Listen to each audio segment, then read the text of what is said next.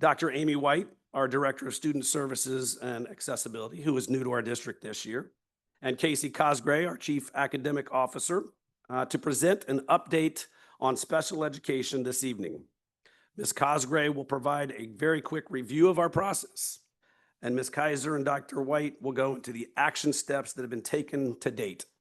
Casey, Amy, and Lizzie, thank you. Sounds like you need a break from speaking. Sorry to hear that. Thanks for having us this evening. In August, we presented an overview of the review, special education review. So I just will quickly review that because what we want to get into is the meat of it and the actions we've taken just in the last 3 months, but also in the prior year, because as the review was going on, we were continuing the work. We didn't pause any work or any enhancements that we saw and continued that work. So as a reminder, we worked with the Educational Service Center of Central Ohio. They facilitated the review, which was a year-long process, and there were 4 goals: to evaluate our design and our structure, to look at our human capacity, our human capital, to look at the instruction specifically related to delivering services to students with special needs, and the overall effectiveness of the communication and collaboration that goes along with those services.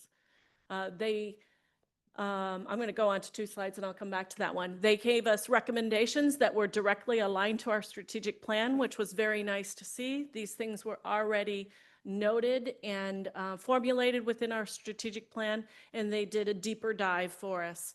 What you see up here are the first 5 areas of focus, and tonight we're going to be focusing on year 1 only. That's what's highlighted in the red, and Dr. White and Ms. Kaiser will do a deeper dive into those 2, and these are the second 5, just in the red. That's for just year 1. They did present us with a 3-year plan. Since that time, we received the review in late May and June by the time edits were made. Of course, we want to include our BEA membership, so we convened a committee. This is the committee who started the work in August. Lizzie, Dr. White, and I. Dr. White is leading our committee, and then we have Nate Meyer, who's the BEA vice president. Dr. Rogers sits on a different committee for us, working with our school psychs on some of the same content. And then we have an elementary focused intervention specialist and a secondary focused intervention specialist. And I want to note here, because it looks like this is only school-based personnel, and that's why there's the pictures of many other people on there, a symbol of many other people, because we are right now soliciting staff members, teachers, paras to join our team, as well as family members. We've reached out to the DLPTO and to Rachel Holland, our parent mentor, to have as many families participate as possible, and then we'll be reaching out to students to get student voices as well throughout this process. So this is just a committee that's leading and facilitating the process, but it's going to be widespread work to get input and feedback throughout the year. So at this time, I'm going to pass it over to Dr. White. She's going to start off with MTSS and the amount of work we've done. Let me just explain the slides here, because you'll see this template on many of our slides tonight. So we have the recommendation on the far left, the actions taken during the study, the review, the actions taken this year already, just in the 3 months, and the next steps, things we hope to accomplish throughout the rest of the year to wrap up year 1. MTSS, I included this little visual at the bottom. Hopefully, those of you who've been on the board for a while, we've presented this model over the last 3 or 4 years and continue to grow and develop everything surrounding MTSS as the foundation for servicing all students. Tonight, we're going to focus on the services given to students with special needs, IEPs, and a lot of times 504s as well. So hand it over to Dr. White. Just a comment about Dr. White. She joined us not long ago, July 1st, although she was able to give us some time in transition over the spring and summer. She has dug in, and in 3 months' time, 4 months on the job, she knows the district very well, can present all of these information to you tonight, and at the end, answer your questions if you have any.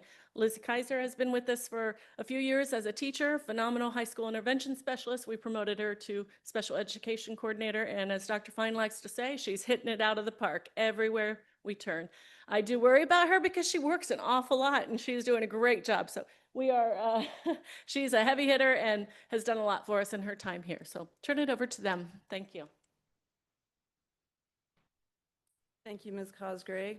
I want to start by saying thank you for having us. It's an honor to be here.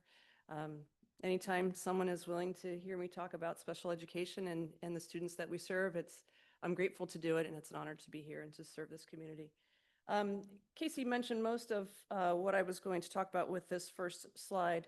Just as a reminder, MTSS is meeting the needs of our students where they're at academically, but also socially, emotionally, and behaviorally. The actions taken already this year are an expansion of our district MTSS team, pilot of intervention period for sixth grade, which is called the WIN period. We'll refer to that by name in subsequent slides. In tiered study halls for our high school students, the implementation of the 10 markers of high quality instruction that was developed by the MTSS team last year, implemented this year. I will show you those and speak to them in just a moment. Our next steps, and that is for this year still and into next year, this is the work that we're currently involved in, is to analyze our current MTSS practices. We are, I believe, in year 4 at the elementary level, MTSS-wise. I would say at the elementary level, we are looking for efficiencies. How do we get better at what we're doing? How do we reach more students? And are we reflecting on what else needs to be done? Are there different ways to uncover student needs that we haven't realized yet? And in education, and certainly in special education, our work is never done. We are always reflecting on how do we do this better, more efficiently, and are we sure that we're seeing those desired results in our students? We also are working to develop an understanding of the state model and compare that to our district practice. My amusement there was we were just about ready to roll out our MTSS handbook, putting the finishing touches on that document, and then the state released their model policy, and so we thought, well, let's press pause, compare where we're at with the state. I'll show you their model policy in just a moment here too. So that's work that we are involved in currently. We also want to identify areas of actual implementation in each building. Because MTSS is based on the needs of the students, the work being done in each building is slightly different because the students are different. But each building has an area that they may want to focus on next or build capacity or expertise in an area they haven't had to date. And so our building teams and our district team are collaborating to do that work. I mentioned the 10 markers of high quality instruction. These are evidence-based instructional practices known to increase student learning and achievement. It is the high quality instruction we want available to all of our students in every class, every day. I also mentioned Ohio's integrated multi-tiered system of supports. They released this on August 22nd of this school year. After our first analysis, the top part there, the student learning components, universal screening, database decision-making, continuum of supports, progress monitoring, team-based problem solving, that is in alignment, aligns nicely with the structures that we have in place. And also, again, after initial analysis, the bottom part, the adult implementation components, which are shared leadership, professional capacity, and communication and collaboration, seem nicely aligned with the work of our special education audit committee and subcommittees. Literacy is a very important part of MTSS, and we do have a district literacy team. It consists of teachers and administrators at every level. Those individuals are shown there. The work of our literacy team is to make database decisions to identify need and to implement intervention. All of those interventions are based on the science of reading. And the science of reading, to remind people, are displayed right there: phonemic awareness, phonics, fluency, vocabulary, and comprehension. The literacy team also implements and designs and curates resources for writing intervention as well. All teachers and administrators in the district have been trained on the science of reading. Many of our teachers have been trained in structured multisensory literacy approaches. We have 32 teachers district-wide trained specifically in Orton-Gillingham, and those teachers are across the district and in all buildings. The visuals on this slide are examples of evidence-based resources available to all students through MTSS. The top is a includes all of the resources available to elementary. The bottom is, shows you resources and interventions available at the secondary level. The work of the District Literacy Committee began through requirements of Ohio's dyslexia legislation. It is now the what and how of reading and writing intervention through MTSS, and this team continues to inform procedures and protocols around literacy instruction and intervention in the district. It is important work being done through MTSS. We believe in this work because we see the evidence in the growth of individual students. We also see the evidence in measures of effectiveness as a district. And so if you look at our longitudinal district report card data, you can see specifically in the performance index, as well as our early literacy progress here, that work and those results coincide well with MTSS and specifically our literacy interventions and resources. Another focus area of the audit is service delivery and instructional practices. So far this year, we have had many PD offerings, and I'll share those with you more specifically later in the presentation. We have implemented new service delivery options at the middle school, which is the WIN period I referenced earlier. It is part of the MTSS process. It is also an opportunity for intervention specialists to provide specially designed instruction to our students receiving those services. We've also continued to implement and revisit the 10 markers of high quality instruction. Our next steps, we're always trying to strike a balance between providing the specially designed instruction that our students need and that is detailed in their IEPs, while also keeping our students with their peers as much as possible. In striking that balance, we don't ever want to solve one problem for a student while creating new problems, additional problems, because they've missed instruction to remedy one situation. So our next steps have to do with keeping that in mind and also utilizing our valuable human resources wisely and efficiently.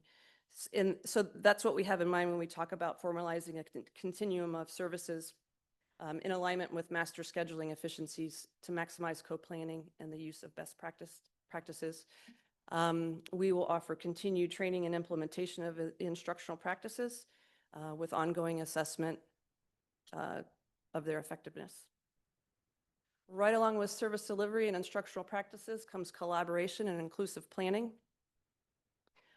We've utilized reallocation of staff meeting times to increase collaboration and co-planning. The high school has dedicated co-planning time through a pilot with general educators, intervention specialists, and paraprofessionals. Our next steps are continue the work and development of co-planning and co-teaching expectations. So on the previous slide, we talked about strategic scheduling, and this goes with it. The expectations, the norms, the assignment of duties to carry out the co-teaching and co-planning to meet the needs of our students and to grow them impressively each year.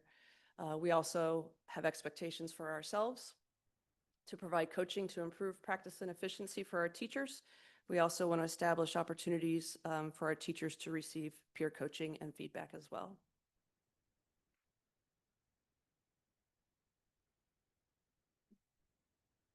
So Amy's talked a lot about some of the academic supports available, but as she mentioned, MTSS includes the social, emotional well-being and behavioral well-being for our students. And so one of the areas of focus was student behavior and functional needs. So looking at recommendations to audit our use of functional behavior assessments that help us determine why certain behaviors happen, and our use of behavior intervention plans to know how to best support students, working on trauma-informed practices, clarifying our mental health referrals process, and then shifting our CPI crisis prevention training responsibilities there. So we have a behavior support continuum with Michelle Jones, our board certified behavior analyst. We're working on some revisions to that continuum to align with the work that's been done in building out MTSS at every level, and are really working on having 3 tiers that align with MTSS really nicely there for those behavioral supports.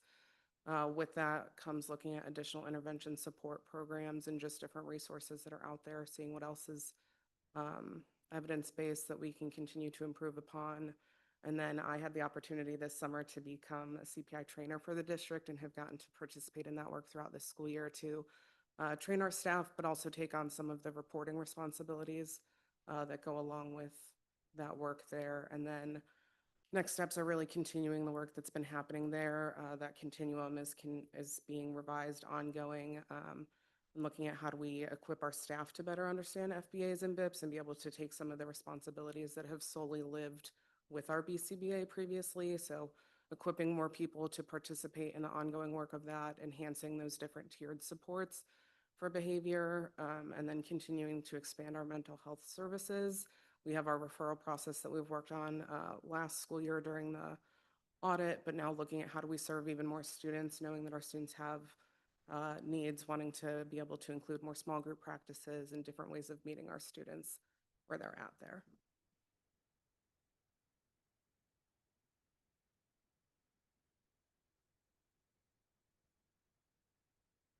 The next focus area to update you on is communication engagement with families and students.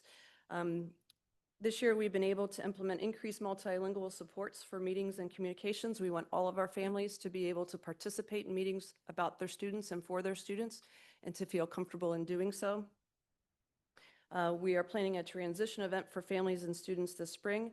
That work is being done by our transition coordinator in collaboration with our parent mentor. This year, we've increased circulation of our parent mentor newsletter. We've invited staff and parent participation in subcommittee work, and we are participating at and contributing to DLPTO meetings. Next steps include seeking additional input from parents and students to participate in the work of special education subcommittees. And I think Casey may have already said this, but the next steps, this is the work of subcommittees. This is where we are soliciting and wanting assistance in carrying out these next steps. Earlier this week, we were able to invite all staff members to participate in subcommittees. We've reached out to DLPTO, the parent mentor, and then through their suggestion, we also reached out to BMPA to solicit participation from families. So I am very hopeful that we will have many families involved in carrying out this work with us. I'm excited about that and hope that we have a lot of participation. I was asked, what if too many people volunteer? I'm like, that can't happen. We will put them to work on other committees, so we'll take everyone.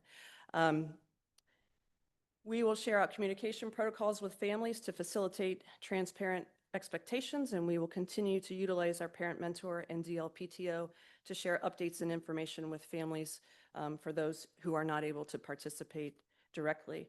Our first subcommittee meeting is November 24th. So we are moving quickly and happy to be doing so.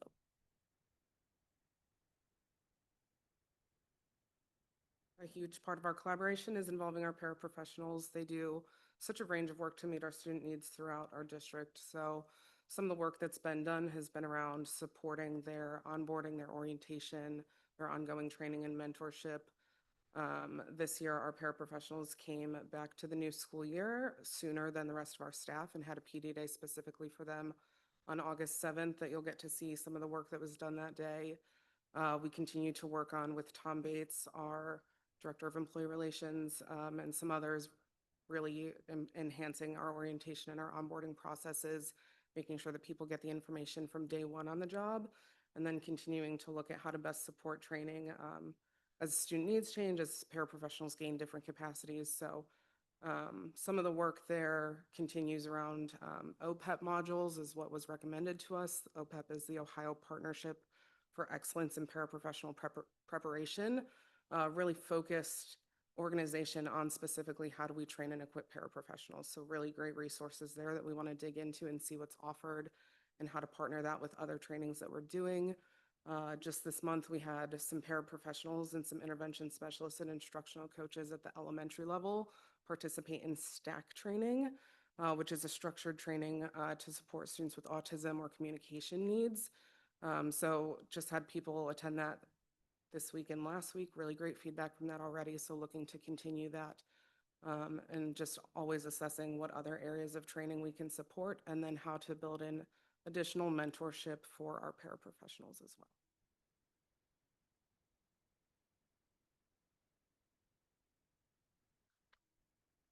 With regard to IEP facilitation, we implement a district-wide policy this year of sending ETR and IEP documents home 48 hours or more in advance. That's so families and district representatives, all team members can prepare, come with questions, come with concerns.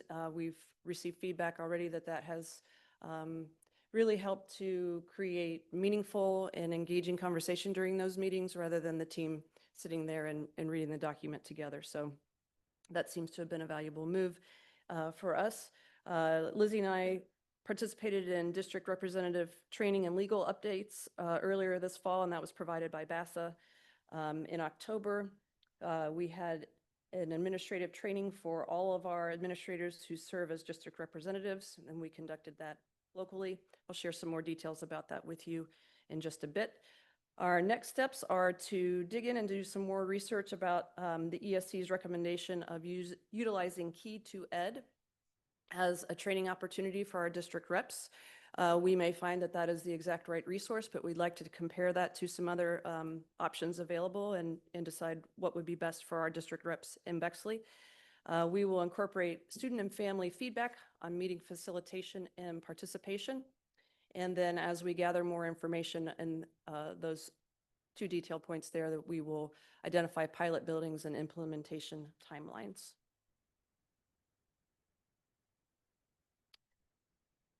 As Lizzie said, she was trained over the summer as a CPI instructor, and she's been doing a fantastic job of supporting that training and teams in utilizing that training, implementing those skills in our buildings every day.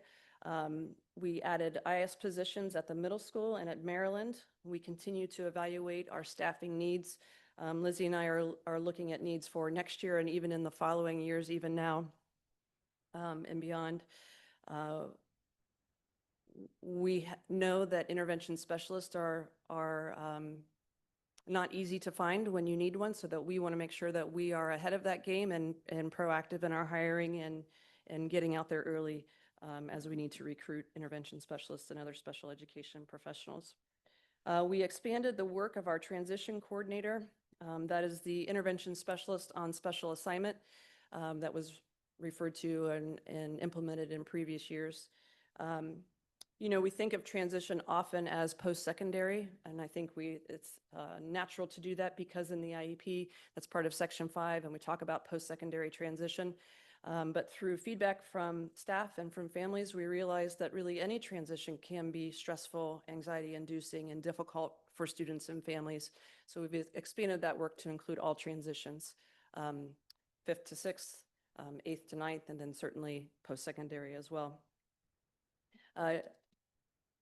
Families have shared with me that the 5th to 6th grade transition is the hardest for parents, and the 8th to 9th is the hardest for students. Now, I'm sure that there are exceptions, but that seems to be the consensus in what's shared with me. So we're going to have to come up with ways to take especially good care of our parents when they're transitioning from 5th to 6th grade.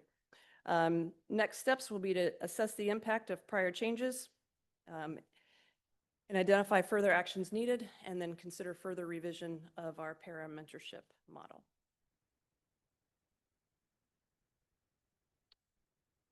Last year and continuing this year, we have a group, and Dr. Rogers is a part of this group, where we are looking at the caseload versus workload for our school psychs. We implemented measures to improve workload for them this year. We also participated in an ESC work group to learn how other districts are managing caseload and workload and providing balance for their professionals in those districts. We are also working to refine consultation services that our school psychs implement. The next steps are to develop a model for caseload workload calculators for all of our service providers, so our intervention specialists and our related services personnel as well, and to determine staffing needs and recommendations based on workload caseload models. We know caseload is a count of students that an intervention specialist is working with, and we're well within state limits for those. At the high school, the maximum number of students is 24, and our intervention specialists have an average of 12 students. At the middle and elementary school, the state sets those maximum caseloads at 16. The average at the middle school is 11, and the average at the elementary school is 10. So even though we're well within those state limits, we know how hard our intervention specialists are working. And so our next steps are looking at workload and how to make the job more manageable. And we hope to do that through a lot of those strategic staffing steps that we talked about earlier this evening.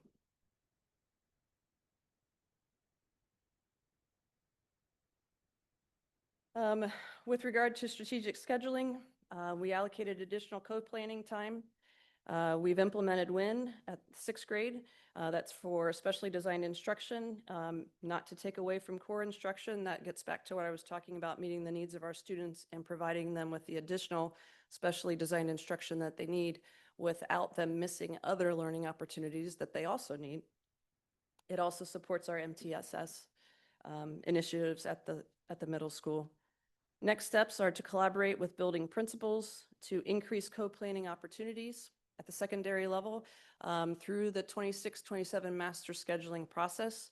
I met with Jason Cottle even this morning to start that conversation and planning and how might we utilize the master schedule to support our work.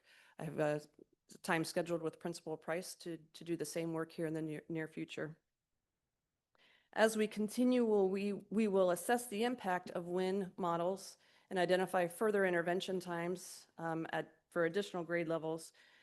When we analyze the success of these models, we certainly want feedback from staff members and students and families. We also want to be sure that we're considering that feedback with data. What impact are we having on student learning and student growth? How can we make it better? How can we do things more efficiently? Talked quite a bit about professional development through this presentation. Last year, there were several opportunities offered. We've partnered with Ocali, Novak Education, Building Better Lives. Some of these professional development providers have come back this year to continue the work with our staff.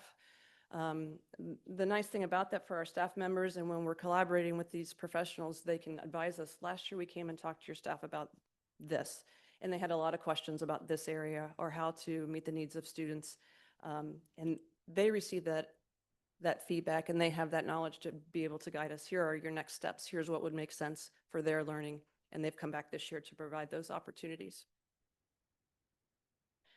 On August 7th, our paraprofessionals participated in targeted training. Lizzie spoke about this a little bit, but clarification of their roles and responsibilities when working with our students, training in IEP and behavior improvement plans, review of technology resources, health and safety protocols, really just a day of training to set them up for success and to make positive differences in the lives of the students that they work with. On August 11th, 12th, and 13th, these were our beginning of the school year meetings. Again, we had really powerful collaborators with PBIS, ABRE, CPI, which is our crisis prevention resource that we use, Dr. Z from the Ohio State University College of Education and Human Ecology provided these topics related to the science of hope, MTSS, IEP 504 plans, safety plans, again, the 10 markers of high quality instruction. I point those out because they are topics that we continue to revisit. They are important and we are invested, and we want our staff to see the through line of this is where we're going, this is what we're learning and why. We also know as educators that you begin your learning and you take that in and you practice it and you implement it, and then you have additional questions and new questions and you're ready for more information and to dig a little deeper. So that's why it's important to revisit these topics again and again. On September 22nd, our PD Day, again, you'll see similar topics and similar partnerships with experts in the field who help us with our learning. The MTSS, the 10 markers of high quality instruction, the science of kindness, restorative practices, neuroscience of regulation and dysregulation, brain-friendly classrooms, all really important topics to support our students' needs. On October 2nd, this is the day that Lizzie and I provided training for any administrator who serves as a district rep. And we talked about evaluation procedures, IDEA categories of disability, guidance for modification and differentiation. Section 7 is a really the entire IEP document is important, but Section 7 is really the what and who and what we commit to doing for students. We spent a lot of time talking about that. LRE, or least restrictive environment, we emphasize the need to be mindful of student experience. And again, getting back to when we are pulling them from a classroom to give them special education services, let's always be mindful of what they're missing and how do we balance that for the student. We also talked about strategies for auditing progress reports. Our building principals are busy people, and we wanted to give them some strategies for how to review those progress reports in a way that is doable for them too. On November 4th, we had additional professional development. I was really excited that we had sessions for all educators regarding topics that directly relate to MTSS and special education, and that is the executive functioning, the explicit vocabulary instruction. These are topics in the trauma-informed instruction as well too. I am grateful to Ms. Cosgray and Dr. Fine for allowing me to push a little on the professional development topics that we offer to all educators. All of our students benefit from the knowledge of the educator in the room and leading that class. And so I'm appreciative that we can offer those opportunities and to continue to revisit the opportunities each year as we continue to grow and deepen our understanding. And then one other thing that is separate from the work of the special education review is looking at our compliance of our IEPs and our ATRs compared to what IDEA requires. So we do have a district internal monitoring team that looks at our compliance of IEPs and ATRs, and that work is separate from this review, but a lot of what we've talked about here, the work that's being done, will impact how we actually write and implement those documents. And so while that team is a little bit separate here, a lot of what's determined will go into guidance where we continue to look at what is the state looking out for us and how are we meeting those markers. There's great data that we've been able to start to share out with buildings and district representatives about our own compliance and looking at the quality of our own reports and really how we're targeting to meet our students' needs and updating that to meet the changes in our service delivery and things that this special education review will help guide. So some alignment in that work there.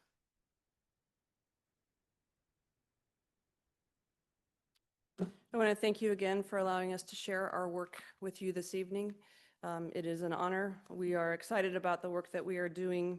We recognize there is more good work to be done, and we are honored to be doing it.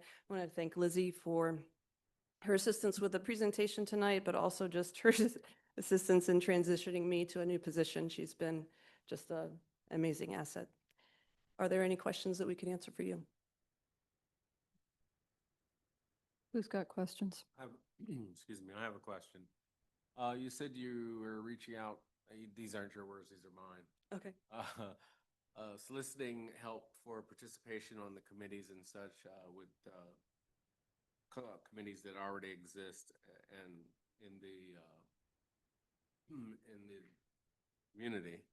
Do you have points of contact, or is this in the newsletter? How are you reaching the MPA, members of different committees? So I reached out to our parent mentor directly and to the president of DLPTO and shared with them we have the committees. I'm especially interested in having parents participate on the one that's about parent engagement and communication. So I want to make sure that we get volunteers for that committee first. They said, well, what if we get too many? I'm like, no problem. There are 5 committees, and a family or a parent could choose to participate on another committee of interest. We haven't started the subcommittee work yet, those action steps. The Special Education Audit Committee, we took inventory of where are we at, what are our logical next steps, and whose help do we need to carry this out. And so that's where we're at right now with the subcommittee work. When I reached out to the president of the DLPTO, Sarah Beal said, you know what, I'm going to reach out to, and I wish I could remember the person's name right now, but I think the president of BMPA to see if they would also use their network to see if parents were interested. So that is as much information I have because that happened earlier today. So You have more questions? No, go ahead. Go.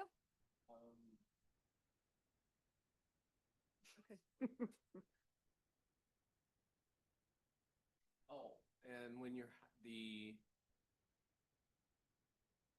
professional development that is taking place on September 22nd, is that also open to parents?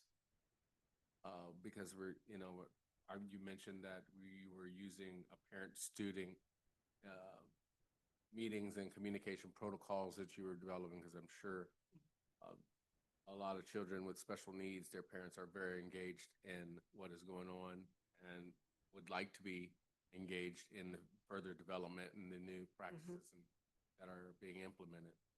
Is that something we're working towards if it is not part of the September 22nd meeting?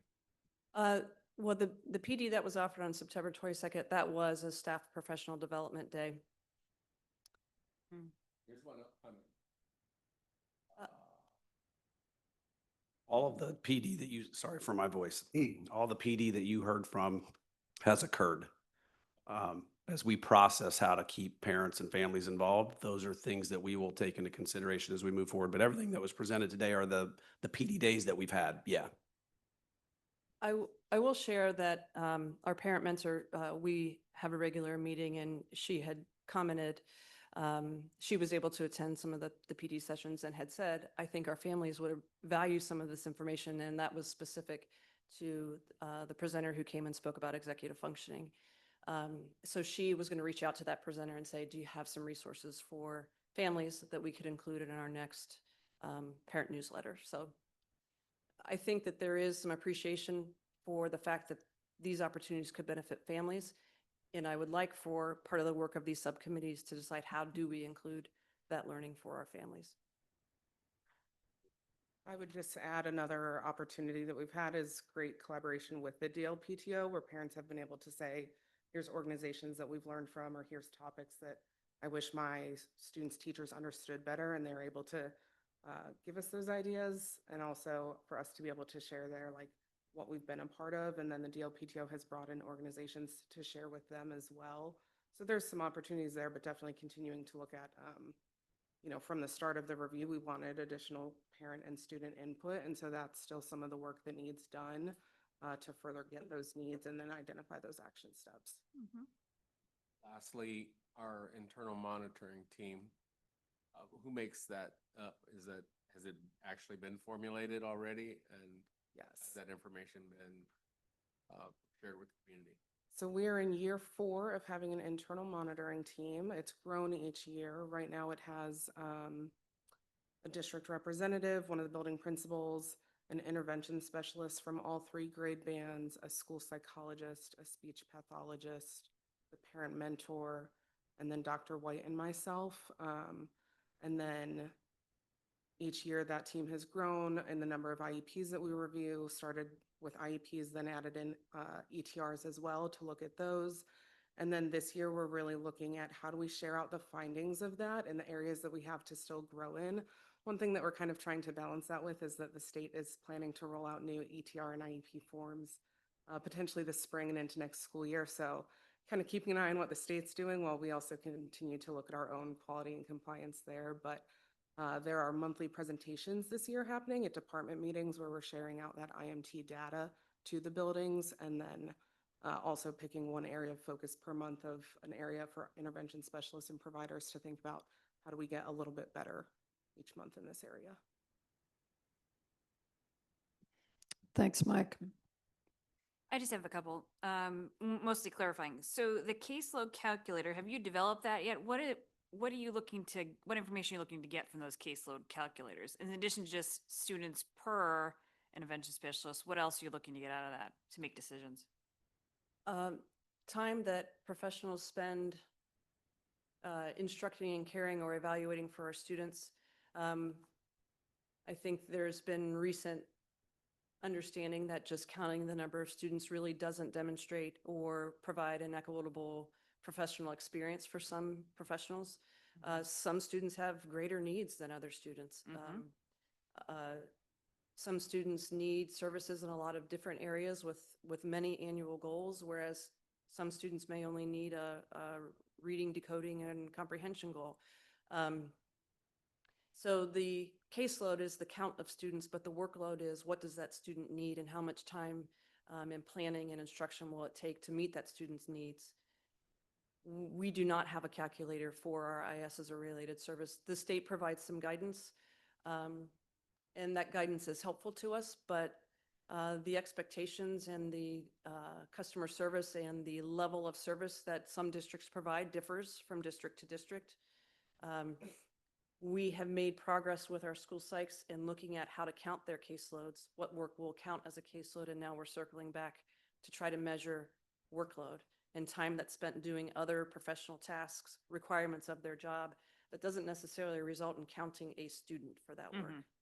It is not a perfect science, but we hope to be fair and we hope to be sensitive to the quality of work that we want our special education professionals doing. And also mindful of work-life balance for them as well. Yeah. And related to WIN, I have two sixth graders who are, I guess, in this pilot program. I hear different things from each one of them because they have different teachers from it. But what do you think is success out of WIN in this first year to see how we move forward with it? Like, are there certain measurements you're looking at? How are we tracking that? Or how will you maybe tracking that at the end of the year? I'm assuming we'll do some kind of assessment. Are we going to do that next year or this year or? Well, on the student level, we would do that through progress monitoring. So whatever data that was used to determine what the student needed, then what do subsequent data points tell us about that student? Were the interventions successful? Does it appear as though we're on the right track with those students and more time with that intervention would result in success for them? Have we been successful in filling in that gap? And then we should move on to another need of that individual student, or we also want our students to all experience some opportunity for enrichment. Some of the students are experiencing enrichment opportunities during that period. So at the student level, we would use data to determine success. At the building level, and I think from an organizational standpoint, we would use that data, but also what was that experience like for students? More of the qualitative data rather than the quantitative data. How was it manageable for the staff? Were there takeaways that we thought, well, this worked really well, but if we moved it to this part of the day or adjusted it just a little, it could even be better. Those are reflections that I hope that we have yearly in all of the things that we do. What went well and how might we make it even better? Yeah. And just one other question. We talked a little bit about this last presentation, I think. So we've talked about increased mental health services. We've talked about increased staff. When will you have kind of an assessment of the additional resources needed for next year and the following year? Will that be in time for the next budget conversations? Do you already have that idea? You don't have to tell me the number now, but is the goal to have that for your next budgetary conversations? Yes, I don't have a number for you this evening, but that's work that part of the work we're asking subcommittees to do is what are the next action steps? How will we execute them and what will it cost? Okay, that's great. The other question, you mentioned the Ohio State MTSS program. Did they not have one before? Did they refresh it? Just clarifying that for me. They provided it as a reference for districts. Districts are expected to have their own structure in place. They provided it as guidance to assist districts, and here's what it might look like. It is equivalent to a model policy for special education. Districts don't have to do that, but I think it's always nice for us to know, well, what is the state expecting statewide and how do we compare? So it's not a state mandate that we use their model, but it is, here's guidance. Is this the first year they've done it, or have they done it in the past? They just released that structure to us on August 22nd, so they just sent that out. Okay, thank you. Question, you talked about how the caseload at Bexley was 10 in elementary school and 11 in versus the 16. Why, I'm kind of curious about that. I mean, just why would Bexley be lower than the state.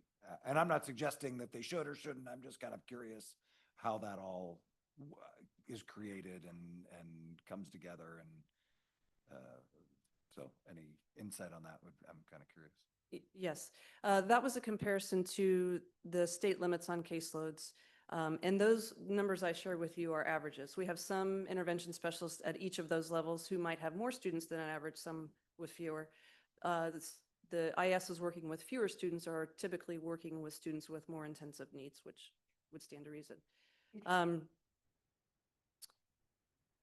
From a newcomer's perspective and also someone who has been in other high achieving districts, I think it is the success that we want all of our students to reach.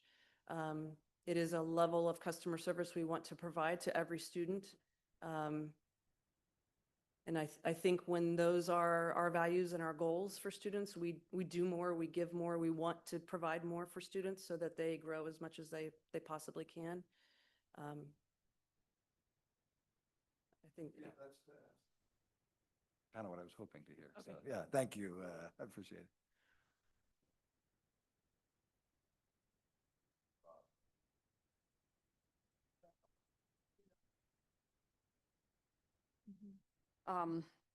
So I'm really grateful for the work. I had asked a bunch of questions prior and I got a bunch of answers and I was really grateful for that. It was very helpful to me. And there's new information here this evening, also super helpful. I just want to make a couple of comments, I guess. The ESC's recommendations have provided us with really valuable information on ways that we can continuously improve. I appreciate what you said at the top, Dr. White, that, you know, it's probably the case that we'll never feel like, okay, we're done. There's always more that we can do, and I'm grateful to the team for doing that. I had asked about the service delivery model, and I think I learned more tonight about how the team is working to manage the workload issue as opposed to the caseload issue, because I think, as Patrick is asking about, that's not the only way to look at it. It can be it doesn't really give us all the information that we need to know, and I appreciate that. The strategic staffing steps, I'd asked a little bit about that, and I appreciate the way that the team is trying to figure out where to put the folks and how to use that and make decisions as we go. I really appreciated seeing in detail all the PD that has been offered. It's a lot, and it's helpful to see all of that. It's helpful to understand what the efforts are, and it's my understanding, and you can correct me if this is wrong, that the PD is done for right now, but that there are opportunities in your regular meetings to continue to drill down on some of that. Yes. Yes. Mike asked about the invitation for community involvement, and I just want to echo how great it is that there's so much enthusiasm around that. I think our community works, we get to the best result when we all work together. And so I'm really grateful for that. Transitions, I will say that I have heard from community members for years about how transitions are hard, and I think you guys know that. And so I'm really glad that there's special attention being given there. It's really interesting to hear that parents' transition time is a difficult time than students. That makes sense to me. I think Mike mentioned the internal monitoring team and that team that we've had and the new team that you have that's looking at the audit. And I assume that those two groups are working. There's probably a lot of overlap, and that those two teams are working together on this work. I think that's all I have. Really grateful for this work. I'm really grateful for the response. I think the ESC has given us a lot, and when I read through what you already were working on, what you're working on now, and what the work that is to come, I really see the ESC's recommendations embodied in that. And so I know are going to try to get through all of that as quickly as we can. But I also, the recommendations and getting to the goals, but I also understand that it can't all be done right away. It was interesting for me to hear from you, Dr. White, about the differences at different buildings. That makes a lot of sense. I know that we're trying to get to, sort of a model, and I hear that a lot of that is what we're doing, but to recognize that there are going to be different needs and different understandings at different buildings. That was helpful. I hadn't thought of that. So I'm really grateful for all the time that you put into coming and helping us to know. These updates for the board, I think, are super helpful for us to hear about how this is going and where you're able to move forward, what problems you may have. So thank you. I just had one thought that as I was looking through my notes and I found that I appreciate the alignment between the audit and kind of like the plan, if you will, right? And just seeing the communication, the different subheadings that they had, and of course the alignment there, like there's like no gap, and I really appreciate your attentiveness and your diligence. And I guess as an educator, I saw that there's this monthly PD going on. So I guess that's the plan going forward to 2026 also.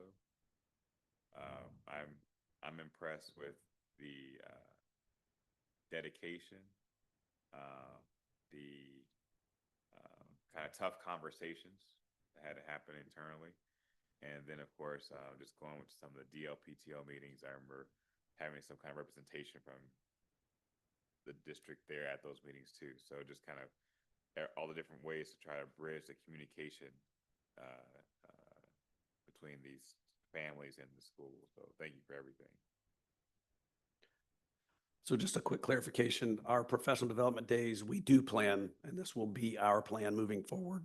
I think we have one more in the spring. But we are, during our building staff meetings and the literacy team meetings that you heard about, those are constant, continued conversations. So a great question. Huge thank you to this team. This is work that never ends, and I appreciate hearing the work that's happening, the group that's working and digging in. It happens in every classroom, in every space, and everybody in this district plays a role in this important process and fighting for all children. So really appreciate being new. It is not easy to stand up here 3 months into the job and be able to do the work that you've done. And clearly, Lizzie, your support, that's not possible without you. So huge thank you. Thank you, Casey. And that is my report.